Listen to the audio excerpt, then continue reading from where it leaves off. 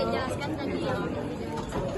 Ya, jadi kami menjelaskan bahwa ada konsekuensi dengan adanya Inpres nomor 4 tahun 2025 tentang data tunggal sosial ekonomi nasional. Apa itu konsekuensinya? Salah satunya adalah perubahan sasaran penerima manfaat. Sehingga penerima bantuan iuran itu ya ada perubahan. Mungkin yang dulunya dapat, sekarang nggak dapat. Kenapa?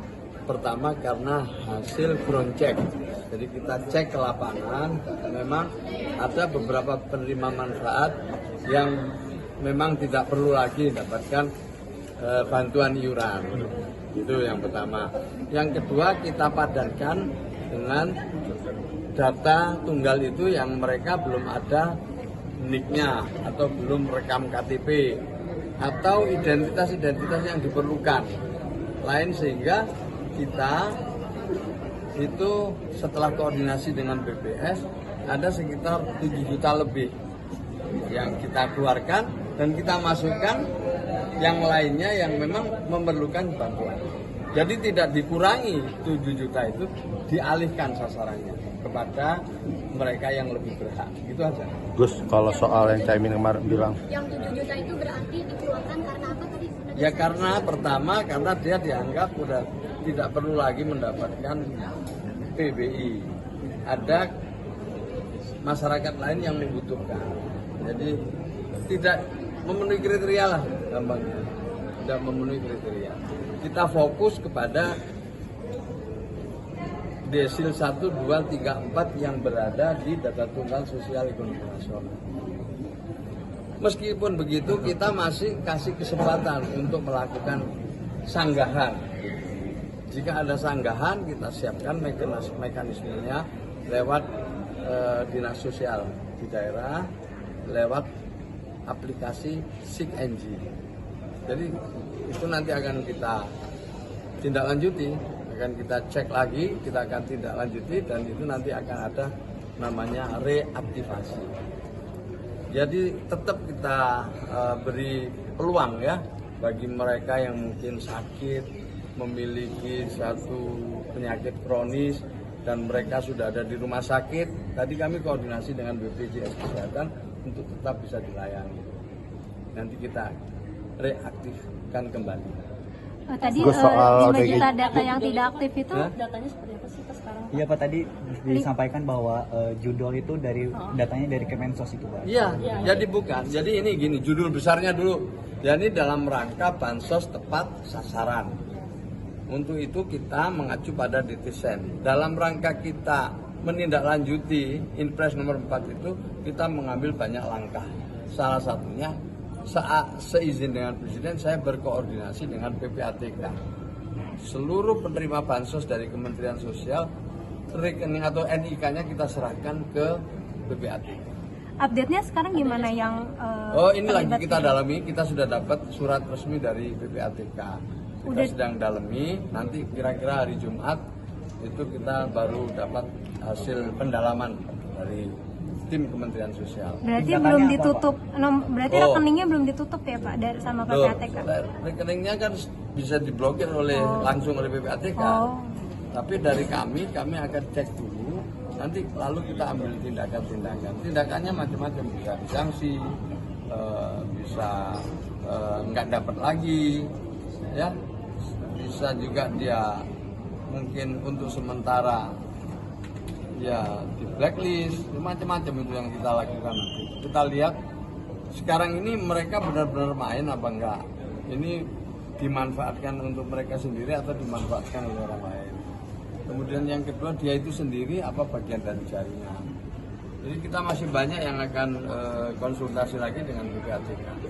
Tapi pada prinsipnya bansos ini jelas peruntukannya. Dibuat beli rokok aja tidak boleh sebenarnya. Jadi ini untuk kebutuhan dasar, misalnya untuk membeli asupan bayi, untuk difabel penyandang disabilitas, untuk lansia, untuk kebutuhan pokoknya. Nah Gus, kalau untuk yang ODGJ dapat bansos seumur hidup itu nanti pendataannya gimana Gus ya? Itu ODGJ yang di jalan apa? Semua pada dasarnya kita berdasarkan data, tidak bisa berdasarkan hanya pendapat setiap orang. Jadi selama datanya ada valid, ya bisa kita beri bansos. Siapa saja yang membutuhkan itu, terutama yang di desil 1. Desil 1 itu adalah miskin dan miskin ekstrim. Itu yang kita prioritaskan. Setelah itu di desil 2, desil 3 sampai desil 4. Itu yang kita anggap sebagai kelompok rentan yang masih membutuhkan bantuan pemerintah. Ya, jelas ya. Kalau misalkan bansos yang terlibat pendanaan terorisme itu Ya, gimana? saya memang dengar juga itu dari PPATK ada sekitar 100 lebih ya yang terafiliasi dengan pendanaan teroris. Nah ini yang kita masih juga dalami. Ada juga yang dengan narkotika. Jadi ini kita masih pilah-pilah, kita pastikan dulu. Saya belum berani komentar soal itu. Kita pastikan dulu. Nanti pada saatnya pasti kami umumkan. Berarti sekarang prioritasnya ngurusin yang terlibat judul dulu gitu ya Pak? Yang enggak, salah satunya juga kita akan periksa apakah penerima bansos itu rekeningnya memang ya katakannya kabarnya ada yang memang 5 juta, 10 juta gitu. Kan itu berarti cukup banyak saldonya. Kalau saldonya banyak ya itu juga perlu akan mendapatkan perhatian khusus gitu.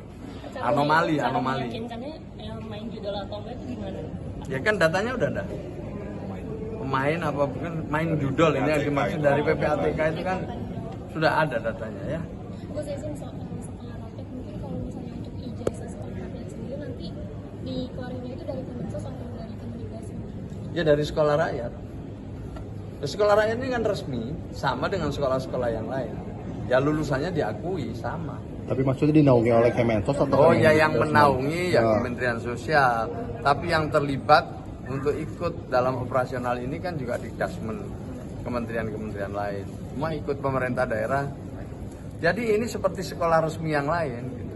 Gitu. Ijazahnya itu berarti yang mengeluarkan Kemensos bukan Kemendak. Ya sekolah rakyat dong. Sekolah-sekolahan itu siapa? Kan satuan pendidikan yang mengeluarkan. Kalau kamu di SMP tertentu gitu, dari mana? Dari mana kamu? Ijazahnya kan dari kepala sekolahnya. Ya kita samalah dengan yang lain, sama ijazahnya sama. Mantep lah. Apa yang kurang? Apa aku ikut ke rumahmu aja jadi enak lebih lama wawancaranya ya. Jadi apa tadi? Tadi apa? Jadi apa? Mau didatengin ke rumahnya bingung. Tapi intinya semua itu dalam rangka bansos tepat sasaran sesuai instruksi Presiden nomor 4 tahun 2025. Jadi apakah tadi disebut judol, apakah tadi ada PBI yang dikeluarkan, kemudian juga ada hal-hal lain, itu semua dalam rangka bansos tepat sasaran. Nah, Kira-kira terlibat judul itu yang rekening itu kira-kira ada berapa sih Pak? ya kan sudah disebut dalam PT PPATK lebih dari 500.000, transaksinya 7 juta kali lebih, ya kemudian nilainya hampir 1 triliun. Cukup jelas yang disampaikan oleh PPATK. Siap. Udah ya tadi nggak jadi. Oke, Gus Ibu.